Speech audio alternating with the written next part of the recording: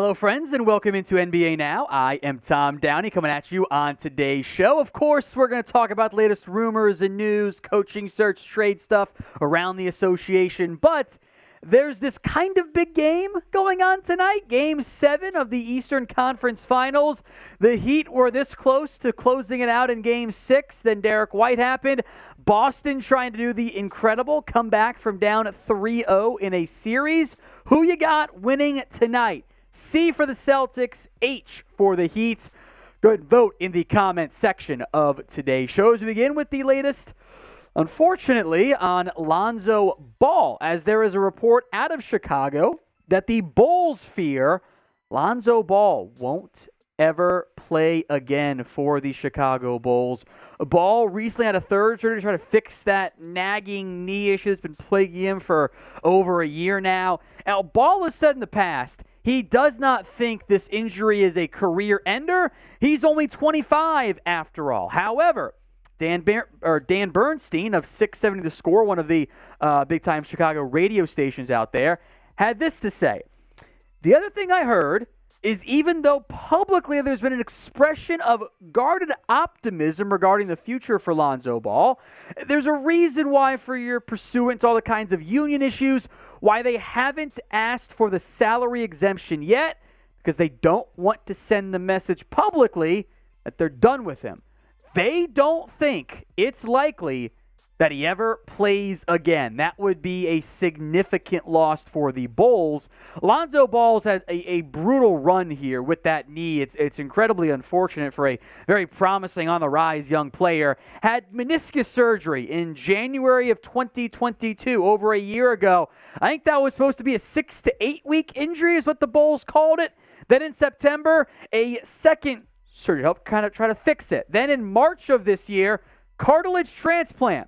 Now, I am not a doctor, as you can tell by the everything about me, but that does not sound good. And cartilage transplants are not exactly common in the NBA, and I understand why there is at least the concern over Lonzo and his future in the NBA. And even if he can play basketball again, how good he's going to be coming off that major knee injury. We've seen various players. I'm not going to mention names. Don't put the bad juju out there. We've seen players over the years constantly have knee injuries, never be the same after then. Even some who have worn the Bulls jersey, unfortunately. So I hope that Lonzo ends up being okay because he's showing promise. He was playing well in Chicago. But that knee injury, that's a real red flag at this point. So prediction time. And if you want to say yes just to speak to positivity in the universe, I appreciate that too. But it's the pinned comment on today's show. Will Lonzo Ball play again in the NBA? Y for yes, N for no. If the ad break comes here on YouTube, take advantage of it. Head down there and let us know. Let's talk trade rumors as it relates to this year's NBA draft. There is some juicy buzz out there from Mark Stein that the Rumbles in Indiana are rising, that the Pacers in particular want to move up in this year's draft. They have picked 7, 26, and number 29. That report comes on top of the report from Mark Stein that several teams in the top half of the lottery are also trying to trade down. They want to trade their picks for proven players to help win right now. So Indiana picking at number 7 overall in this year's draft. Obviously, the Spurs not trading the number 1 overall pick. They're taking Victor at number 1. That's a no-brainer. Charlotte at number 2, Portland at 3, Houston at 4, Detroit at 5. All of those teams, per Mark Stein, having some interest in trading that top-tier pick to get more of a win-now asset. Of those teams, Portland stands out as the obvious fit. Because they have Damian Lillard trying to win now with him, and whether it's Brandon Miller or Scoot Henderson, the assumed 2 and 3 picks in some order of this year's draft, one of those guys will be at number 3. Now, this is Chase Sr.'s big board, by the way. Of course, Victor's number 1. No surprise there, right? The Thompson twins are on there. Anthony Black is a big fan, and Chase Sr.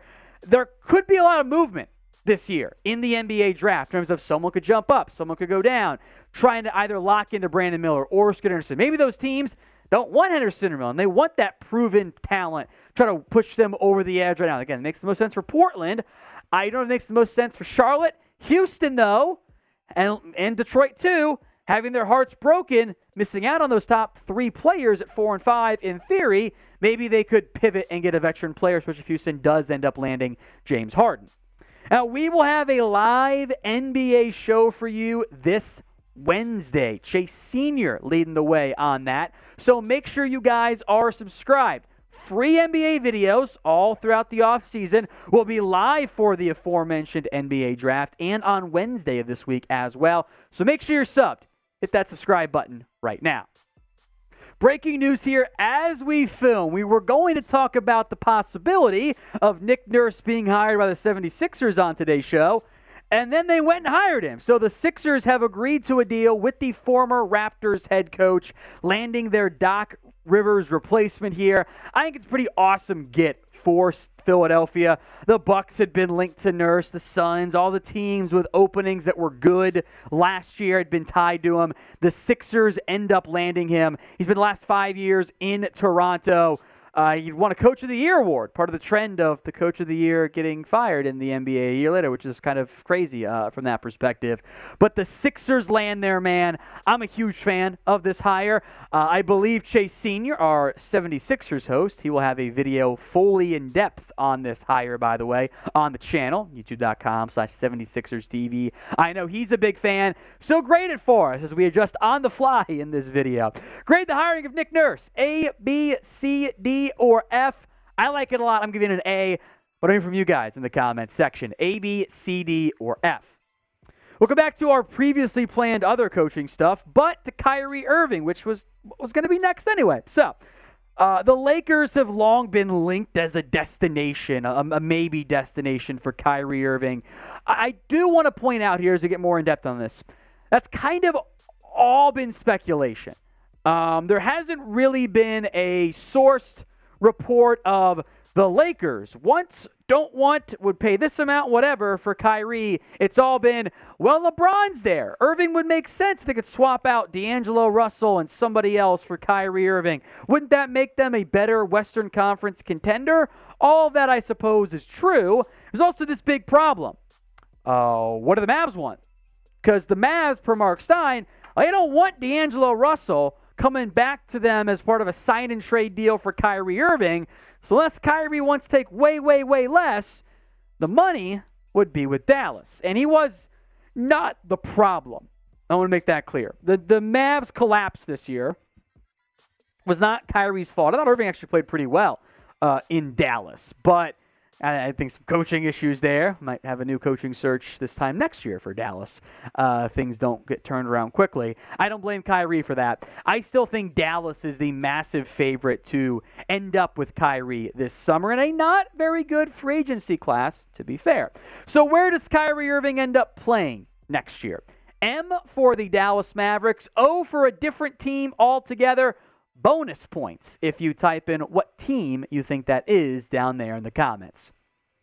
All right, other coaching stuff here, since we got all discombobulated and changed things around with the breaking news mid-show of Nick Nurse.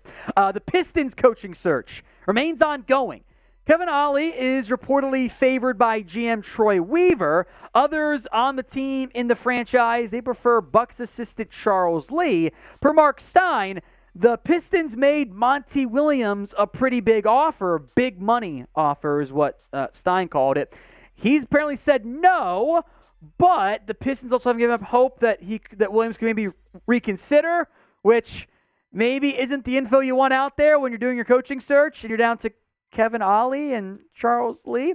Meanwhile, Toronto, of course, they fire Nick Nurse. He lands in Philadelphia quickly. Adrian Griffin goes to the Bucks. And the name to monitor, per Mark Stein once again, as he's got some great insight around this time of the year, is Jordi Fernandez, the former Nuggets assistant coach, now the top assistant on the Sacramento Kings.